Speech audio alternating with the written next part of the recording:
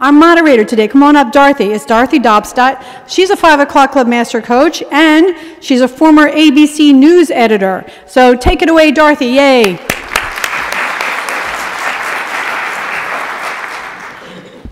Good morning, and today we're going to discuss latest developments on legal topics that matter to HR in 2014. We have 3 legal experts with us, 3 outstanding attorneys from top employment practices, and their full bio is in your directory. But just to go over scheduling real quickly, each panelist has 15 minutes, and then there will be 15 minutes of Q&A. And remember, all of you are part of the panel too, so any experience or information you have learned in your role in HR, we'd love to hear from you, so please share. So, first we're going to hear from Dan Feinstein, partner in the Labor and Employment Practice Group of Davis and Gilbert. He's going to speak to us on how you can avoid retaliation claims, which are reported to be the most common type of discrimination claim throughout the United States. So let's give it up for Dan Feinstein.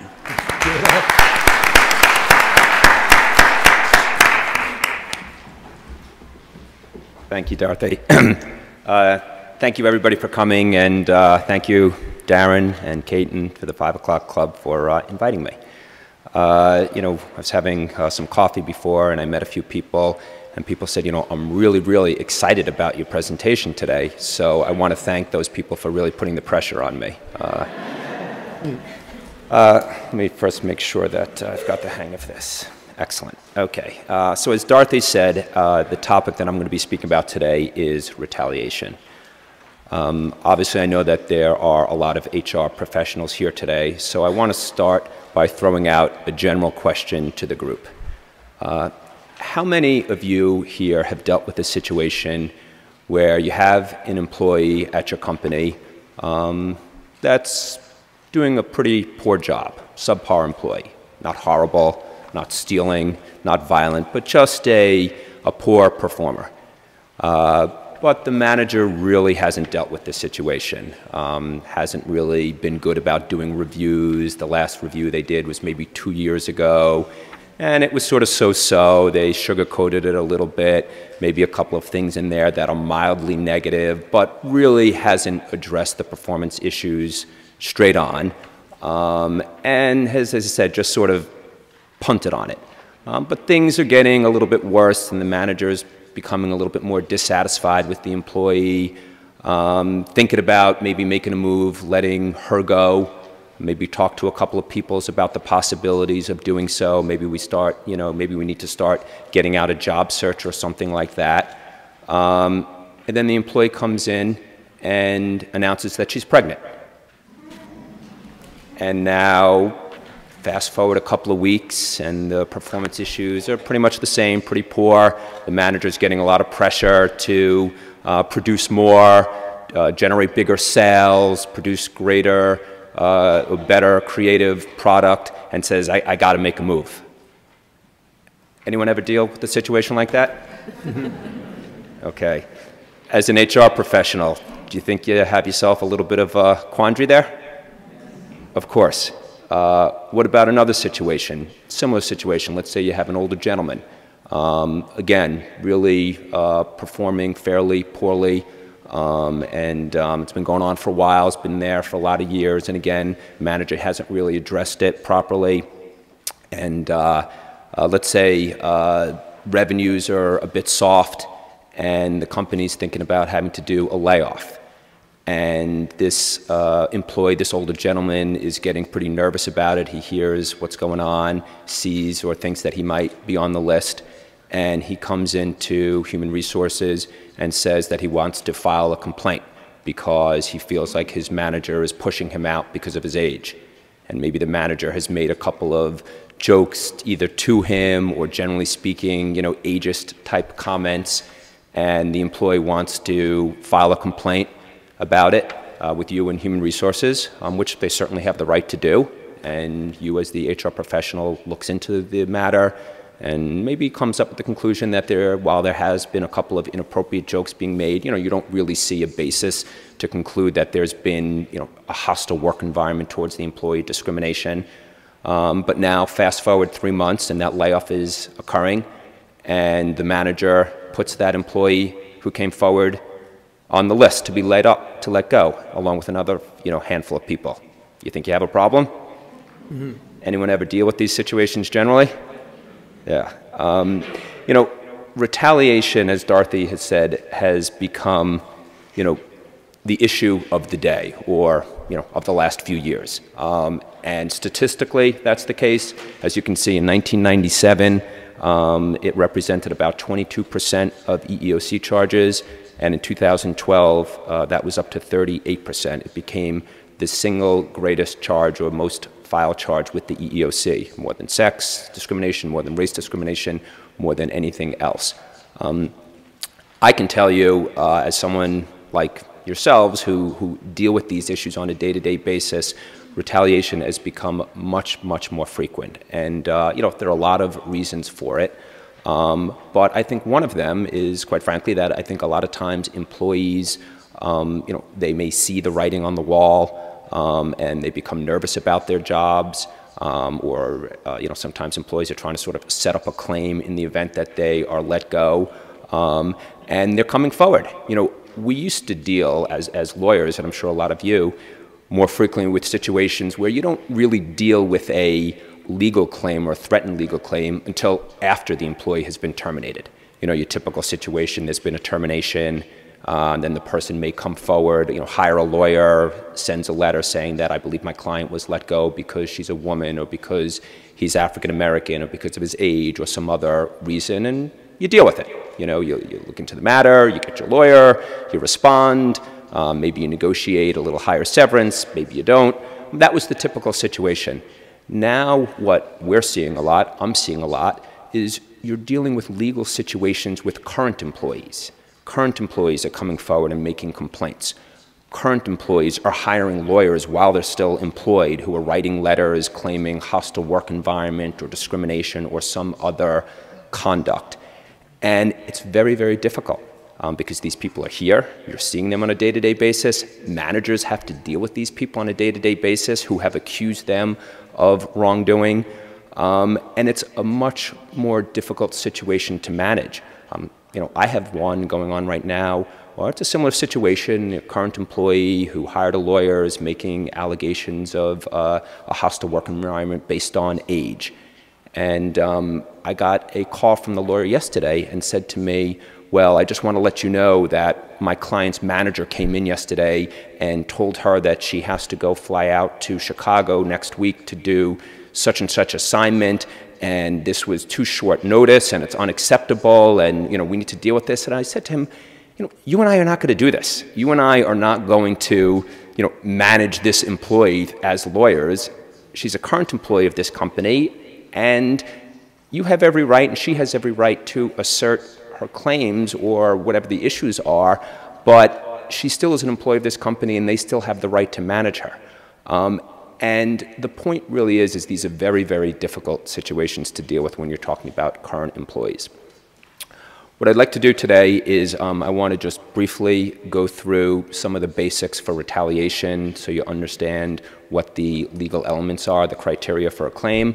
Then I'm going to talk quickly about a couple of interesting Supreme Court cases, and then we'll talk quickly about the things that you can really do, which is the most important. And I'm going to do this all in 10 minutes. Retaliation, 3 basic elements. First, you need protected activity. Basically what that means is somebody has to complain about unlawful conduct, harassment, discrimination, something that the law protects. Second, you need an adverse action. Something had to have happened. Termination is obviously the most basic one. Failure to get a promotion, some sort of harassment taking place afterwards. You need something of a tangible and material nature that happens after the protected activity. And third, and this is common sense, you need a connection between the two. In short terms, what we're really talking about is that something adverse happened to the person because they engaged in the protected activity. Protected activity, opposition clause. What that basically is saying is that somebody's complained about discrimination suffered by them or somebody else. You need a subjective belief of it, meaning that you truly believe that it happened. But secondly, you also need an objective belief. It has to be reasonable. You have to reasonably believe that what you're complaining about constitutes unlawful conduct. Participation clause, that basically means that someone has filed a claim with the EEOC or an administrative charge or is engaging in some sort of legal process. Interesting case from a couple of years ago. I had a situation where someone came forward and complained about harassment. They said a male supervisor was harassing her and other female employees. A company did an investigation, interviewed a number of people as part of that investigation. One of the women who was interviewed said, yeah, you know, he's done a bunch of things that I think are inappropriate, and he said this to me, and he did this to me, and, you know, yeah, that's basically, you know, what I've seen, and in response to your question, this is what's going on. A few weeks later, or a few months later, the employee was let go. The question became, did that employee, who didn't come forward and make a complaint, she never proactively came to Human Resources or filed a lawsuit, she was simply questioned as part of an investigation. She was a witness, but what she talked about was some things that she had seen or heard that was conduct that could be unlawful. And the question was, is that sufficient for protected activity? Did she engage in protected activity even if she didn't come forward? The Supreme Court said yes. It was sufficient that basically by what she's saying, it was clear that she opposed the conduct that this manager had engaged in, even though she didn't come forward and complain proactively about it. Another case, important case recently, it was under the Fair Labor Standards Act. Someone had verbally complained about something that had been going on. It had to do with time clocks at a factory. They didn't file a written complaint, a formal complaint, but in talking to their manager, they said the clock shouldn't be there or something to that effect. And the court said that it was sufficient to constitute a complaint. So it's important to know, and I say this to people all the time, you know, there's no magic to it. It's not that the person has to, you know, I know a lot of times people say, well, did they file a formal complaint? Is this a complaint? You know, there's really no such thing. If they've said something that an employer would view as opposing conduct, then that's going to be sufficient for protected activity. The flip side, and this is a big issue, griping. People gripe all the time. My manager's a jerk. You know, this company is, you know, is a pain. I don't like it here. They work us too hard. I'm traveling too hard. People can complain. That's not protected activity. Your manager being a jerk, that's not unlawful, okay? You know, if it was, then I'd have a bigger house. But the fact of the matter is, and this comes up all the time, you know, as I said, and people, a lot of employees think that that's sufficient. Well, I said my manager's a jerk, and they come forward, and then later they're let go, and they bring a retaliation claim. And I deal with this all the time. And I said, what they did was not protected activity. They didn't complain about something that, if true, was unlawful. They griped, and they can gripe, but that's not sufficient to constitute protected activity. Third-party retaliation, very interesting case. A handful of years ago, a woman worked at a company. She met a man there. They subsequently got engaged, and the woman filed a complaint with the EEOC for discrimination. Well, a few weeks later, the company terminated the fiancé. He brought a claim, said it was retaliation for his fiancé filing a complaint with the EEOC. The company said, putting aside whether it's true or not, this guy can't file a complaint of retaliation. He didn't engage in protected activity. He didn't do anything. All he did was be engaged to this woman. The court said still could be retaliation because the standard is, did the company's conduct, could it dissuade a reasonable person from coming forward and making a complaint? And the concept is that, look, if I feel like if I come forward, my husband or fiance who works at the company or my sibling who works at the company could be retaliated against by being let go, then I might not come forward. So it was sufficient. Okay, we're going to skip a few of these. Let's get to the good stuff, okay? I've scared you enough. Now what are we going to do about this? Policy, you know, you've heard this before. It's important. You all, I'm sure, have your discrimination policies in your handbooks or how you distribute it. It's very, very important for those policies to contain retaliation provisions, whether as part of the same policy or a separate policy. You need to make it clear to your employees that retaliation is prohibited and it's not going to be tolerated, and your policies need to say that. You should do training. You should do training both for employees so that they understand that if they want it, that they should come forward with a complaint and the company will not accept retaliation. And your managers need to understand that. Your managers need to be educated that retaliation is unacceptable, and even if they're angry and even if they think that the complaint against them is unfounded and meritless, they still can't retaliate. Managers have to treat people as if they didn't come forward with a complaint. Document, document, document. You've heard it a million times, I know. But let me tell you why it's really important. And this comes up to me, and this is my favorite call that I get. Someone calls me up and they say, we have a problem. And I'll give you, the same example that I started off with. We have an employee, poor performer, really hasn't been doing a good job. We've been thinking about letting her go. We really haven't acted on it. She's now come forward and made a complaint about X, Y, and Z. Well, she didn't make a complaint. She just came forward and, she reported that she's pregnant. And that was a couple of weeks ago, and we need to let her go. But I can't do it, right? I know you're going to tell me I can't do it. The first question I say to these people right now is, let me ask you a question. You're telling me that you pretty much had made the decision to let this employee go a few weeks ago. Any chance that's in writing anywhere? Any chance there's an email between the manager and you saying, hey, you know what, I've had it with Samantha. She's just not doing a good job. We need to make a move. Please start, looking for candidates. Sometimes I get the answer is, yeah, actually, you know what, there was that email 4 weeks ago. I say, I got good news for you. You can go ahead. I mean, you could always go ahead. But I think you can go ahead comfortably legally, because that employee is not going to be able to come forward and say she was let go because she reported that she was pregnant or because she complained about harassment or something like that, because you're going to have something in writing showing that you made the decision beforehand. So in that situation, they're not going to be able to establish the casual connection. They're not going to be able to show that they were fired because of whatever the protected activity is, because companies will be able to show that the decision was made beforehand. So one of the key things is that if you are going to take action with an employee, you're going to terminate that employee, but you're not going to take that action for some period of time. The manager's on vacation, or you need them to finish up the assignment, document it somehow. It could be, emails are great for that. An email between you, the HR professional, and the manager, just confirming what the plan of action is. And if something happens after that, it's not going to be a problem for you, because, again, you'll be able to show that you made the decision beforehand.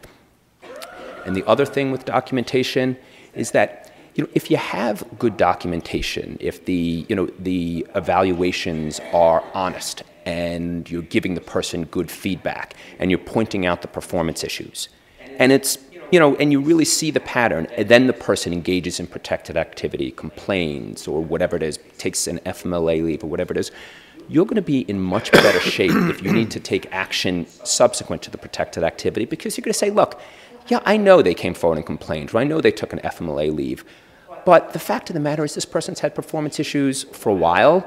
Look at the file. Look at the story here. Look at the performance evaluations. You're going to see a story. And then if you ultimately have to terminate that employee, the story's going to look consistent. It's not going to look like all of a sudden because they complained or because something happened you terminated them.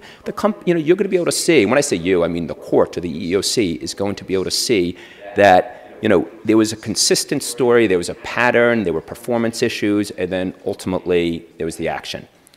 Last point, because I think I'm going to be nudged to the side. Last point I'm going to make, and this is probably going to surprise people, and I never want to look like I'm putting myself in the position of the business folks, but one of the things that I've really been advocating to clients now is, it used to be, give people lots of time to improve, take it really slow, blah, blah, build your file. All that is true. But you know what? If something is not working out with an employee and it's not going to work out, a lot of times I say you're better off just letting them go. And I'm not advocating terminating people, but if you know what's going to happen, these days I'm saying you're better off pulling the plug, making the decision because you wait around and it's like no good deed goes unpunished. Then they come forward, something happens, and it's, I say it all the time, you snooze, you lose. So again, if you see something's going to happen, deal with it timely. A politician, you're great, Dan. Thank you. Yeah, all right. Okay, so our next panelist is Holly Weiss. She's a partner at Schulte Roth, and she's going to share with us best practices for accommodating disabilities in the workplace to lower litigation risk, liability, and increase productivity and morale. So let's give it up for Holly. Thank you, and thank you so much for having me. I just want to start with one thing, which is document, document, document. I love that. When you call me as a lawyer, you need help, the first thing I'm going to say is, well, let me see your documents, let me see the emails, let me see the relevant stuff. I just wanted to start with that. Anyway, I am here, as we said, to discuss accommodating disabilities in the workplace. I'm going to start off with just a brief overview of employer obligations under the disability discrimination laws. And then I'm going to turn to three hypotheticals that will raise some challenging questions about issues that we see very frequently. And I'll wrap up, if I have time, with some practical tips. But if I don't, come see me later. You can get them. Let's start again, background here. The ADA, Americans with Disabilities Act, that's the federal statute that protects employees and applicants from discrimination on the basis of disability. For many years after it was enacted in 1990, courts and employers were focused on one thing. What is a disability? What's covered? And the courts construed disability pretty narrowly. A lot of claims were getting dismissed on the basis of, hey, this person isn't disabled. That all changed a few years ago in 2008 with the ADA Amendments Act. Congress basically said, interpret disability broadly. And as a result, employers, you, are focused not anymore on is this person disabled, but you're focused on whether there is a reasonable accommodation that can be provided without undue hardship that will enable this employee to perform the essential functions of her job. We're going to explore a lot of those words here. So there are also state and local ordinances that protect employees against disability discrimination all over the country. A lot of them are very different. New York, we have the New York State Human Rights Law and the New York City Human Rights Law. The definitions of disability under these statutes are broader. Like under city law, the definition of disability is any impairment or record of impairment. In New York City, by the way, as of yesterday, pregnancy is a covered disability. Now, all the more reason that when issues arise in the workplace, you shouldn't really be focused on, is this person sick, is this person not sick, is there substantial life activity? You really should be focusing on the accommodation process. So let's talk about that. What are reasonable accommodations? We all know about these, things like granting a leave of absence, modifying a work schedule, modifying facilities, restructuring a job to take away marginal functions. Now, under federal law and most state law, when you think about it, there are some accommodations that are not reasonable, sort of as a matter of law or per se. An indefinite leave of absence, excusing misconduct on the job, or removing essential job functions. Unfortunately, if you're in New York City here, under the city law as recently interpreted by the highest court in the state, there are no accommodations that are unreasonable per se. So I know that you guys like rules and you like to follow those rules. Unfortunately, we don't have one here anymore. How do you figure out what accommodation you should be thinking about or should be providing? There's something called the interactive process, and you have to interact with your employee under that process. So, what do you need to be able to do your job? I need X. Oh, that's unreasonable. Is the story over then? No, no. You keep going and you keep going, and you need to explore whether there are reasonable accommodations. Doesn't have to be the one that the individual puts forward. If that is unreasonable, let's find another reasonable accommodation. That process usually starts when an employee approaches you and says, I have this issue, can you do this for me? Then you have the interactive discussion. The EEOC says you're not supposed to proactively go out to your employees and say, you know, it looks like you have an issue, you know, do you need an accommodation? The EEOC cautions against doing that. In New York City, if you follow that advice, you might be in trouble, because in New York City, you need to accommodate disabilities that you should know of, not just the ones that you do know of. That's great. What can you do in the interactive process about medical records? That's a big question I get. I would like to get all of this employee's medical records, maybe because I don't believe her, you know, maybe, or maybe you just are curious.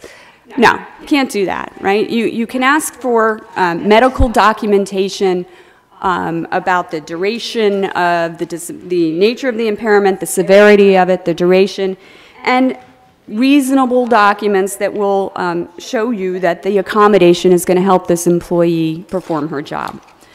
And, by the way, I'm sure you all know, that's not information once you get that you blast over the firm. You need to hold these records confidentially. Now, all of this being said, you don't have to provide an accommodation, reasonable or not, if it would impose an undue hardship on you, on the employer. Now, this isn't some conclusory term. It's not all that easy to demonstrate. You can't simply say, you know, this is hard for us. You also can't have blanket rules that you follow, that in every case, X accommodation imposes an undue hardship. It might pose an undue hardship for one position, but not another. So, in litigation, you really need to have credible, objective evidence of undue hardship. Now, the differences in these statutes may actually impact the outcome of litigation and also how you handle situations. So I just want to tell you some other news about New York City here. Under the ADA and the state human rights law, like most anti-discrimination statutes, the employee has the burden in court to prove that a reasonable accommodation exists that would allow him to perform his essential job functions. Under the New York City law, the employer has the burden to prove that the requested accommodation would pose an undue hardship to the business and that there is no reasonable accommodation at all that would enable the employee to do the job. I heard somebody last week said employers can never win a case. Now, I don't think that's the case, but I will try very hard for my clients. I won't go that far, but this means you need to be really careful if you're in New York. So let's talk about the hypos. I should have gone forward. Oops, okay. First hypo, indefinite leave. Okay, so here's what's going on. An employee stops coming to work due to mental illness. He doesn't give you a return to work date. It's all right, he's on FMLA leave, you don't bother him too much. But now you're getting to the end of the FMLA period, so you call him up or you write him a letter. When are you coming back to work? He says, look, my illness still prevents me from working at all. I don't know when I can get better, when I can come back to work. Can you hold my job open for however long?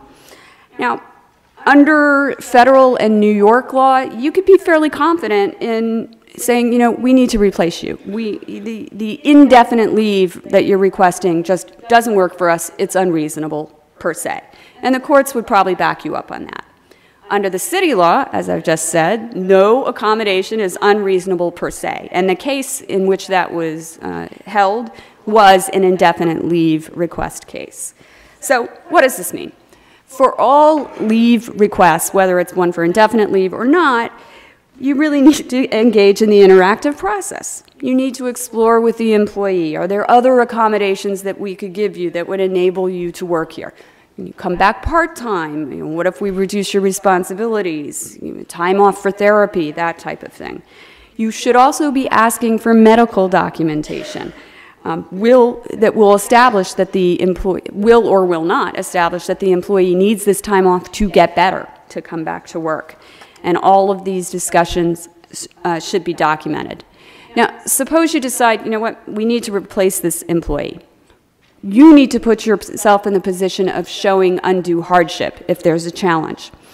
So what are you looking at? What's been going on since the employee has been out? Who's doing the employee's work? Is it the other, two people in the department who have been constantly complaining about their increased workload? Has there been issues with work quality or productivity? Can you measure that objectively? Maybe a temp's handled the function. How has that worked out? These are the types of things that you need to look at and you need to document to be able to show undue hardship. Suppose you determine you can't accommodate the request. Let me ask you this. Should you at that moment, your 6 months is up, time to go. Write a letter, you're fired. Probably not the best idea to provoke legal action by firing the employee. The employee may not come back, and if he does, you deal with it then. One thing you really shouldn't do is say, we need to fire you because we need somebody here to work right away, to work in your position, and then take months to hire the replacement. I've had that happen, and trying to say, well, we really needed to have somebody in that job, and yeah, I know he says he got better in the 2-month period, and we didn't hire somebody for 6 months, but anyway, I've had that happen. Last point on this hypo. Suppose you accommodate a leave request, and down the road the employee comes back and says, I can come back, I just need an accommodation. You're like, don't say, oh, gee, we already accommodated you for 6 months, we're done with that. Now, on the back end, you have to, again, engage in the interactive process and determine whether there's an accommodation that you might provide to get this person back to work. Like, I'm coming back 4 days a week, 5 days a week, rather than 5, something like that. Okay, next slide. Next one. Your employee has been coming in late to work. Overall attendance is very spotty. You're very good as HR people, so you sit down with the employee and you say, this is unacceptable. Your job is in jeopardy. Instead of saying, oh, I'm so sorry, I didn't understand, you had these rules, she says, I have bipolar disorder. I take medication. It has severe side effects. Sometimes it makes it hard for me to get in on time because of that, and occasionally I feel so bad I can't come in at all. I never know when this is going to happen, so I can't really give you advance notice. Okay, so she says, so please excuse my lateness and please excuse my spotty attendance. The rule here is that taking away an essential function of a job is not a reasonable accommodation. And I also said before, it's not a reasonable accommodation to excuse misconduct. So how do you think, okay, this is an easy one, right? This person is just not following the rules. Regular and predictable attendance is an essential job function. However, when employers have flex time policies, or maybe there's no objective reason that the person has to come in on time, or you excuse other people from coming in on time who don't have disabilities, you might find yourself running into trouble. On the sporadic absences, you probably don't have to say, it's okay, just come in whenever you feel like it. That's pretty unreasonable. But again, you need to be careful. If yours is the kind of workplace where people go as they please and they don't get fired as long as they get the job done, firing somebody for not having regular attendance because they're disabled it could be a problem. Last slide.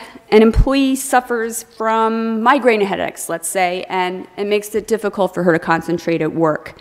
She's undergoing a new treatment in upstate New York. She asked for a transfer to the small Albany office from your New York City headquarters. Do you have to agree to the request? First of all, one rule, you don't have to look only at the accommodation that the employee asks for. There might be other accommodations that would work here, something, remote, working remotely 1 day a week, something like that, that you should explore in the interactive process and you should document. But let's say reassignment transfer is what she's looking for, and you want to think about doing that. There are some rules. If there's a vacant position, but there's other more qualified people, do you have to put the disabled person in that position? Actually, the courts are split on that one, so it kind of depends. If there are no openings for which the employee is qualified, you don't have to create a new position up in Albany. If there are openings, but at some higher level, you don't have to promote the employee. If there are only openings at a lower or subordinate level, you need to offer those to the employee. So bottom line, you can't simply say no to a transfer request. You have to assess the situation and make a determination. And then I should say again, document, document, document. So that brings me to my best practices, and I only have about a minute left or maybe less. So, okay. As a lawyer, I beg you to document the interactive process. Ask for medical documentation as appropriate. Maybe talk to your lawyer about what you can precisely ask. Put that in your file. Have that. Document each and every communication. You need to be able to show that you engaged in the process in good faith. Don't skip anything. You call, you're trying to find somebody on a leave of absence, you call 5 days in a row, you can't even find the person, document that. Maybe the person is on vacation in Vegas, might be important. If you don't grant the requested accommodation, you need to be able to put yourself in a position to show undue hardship. You're looking for objective evidence, not subjective feelings. You need to also be prepared to be flexible. Do not assume that an accommodation that presented an undue hardship 6 months ago in one position is going to present an undue hardship in another situation 6 months later or a different position. Document your assessment. And when it comes to your policies, things like attendance policies and other things that you want to follow to the letter, in this area, you need to be prepared to be flexible. Last thing, I'll just put a pitch in for talking to your lawyers. I hope I've gotten across that this is not the easiest area in the world. There are rarely clear, unequivocal answers, and frankly, I used to say to my clients, oh, this person's asking for indefinite leave, no problem. At least this one's easy for me. 3 minutes, I'm done with the call. It's not even that. Even those clear rules that had been established over time are not really out there anymore, at least for folks in New York, which we all are. Thank you.